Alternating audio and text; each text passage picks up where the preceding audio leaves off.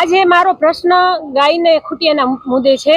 દર વખતે મને બોર્ડમાં બોલવા નથી દેતા, લાસ્ટ ટાઈમે મને બોલવા નથી દીધી, આજે પણ મને બોલવા દેશે કે નહીં, એટલા માટે બોર્ડની બારે અમે ગાય અને ખૂટિયાને શ્રદ્ધાંજલિ આપી અને અમે કહેવા માંગી છીએ કે પ્રશ્નોત્તરીનો કોઈ પણ જાતનો જવાબ આપ્યો નથી।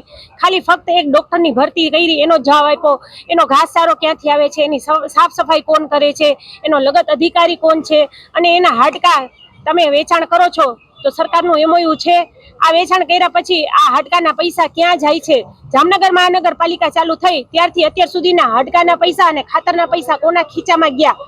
મેં ટોટલ માર્યો તો 25 થી 30 કરોડ રૂપિયા થયા।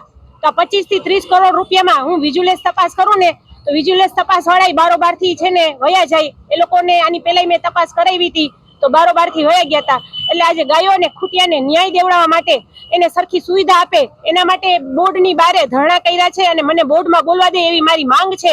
જો આવનારા દિવસોમાં આ ગાયો અને ખૂટિયા સાથે ન્યાય નહીં દે તો હું આઠમ મંદિરમાં ઉજવવાની બદલે જામનગર મહાનગરપાલિકામાં ઉજવીશ, અને આ જે પાપીઓ છે એને સજા નહીં આપે, એને પેનલ્ટી નહીં મારે તો હું અહીંયા આઠમને દિવસે ઘરે નહીં જાઉં અને રાતના 12 વાગે આઠમની આરતી જામનગર મહાનગરપાલિકામાં જ કરીશ।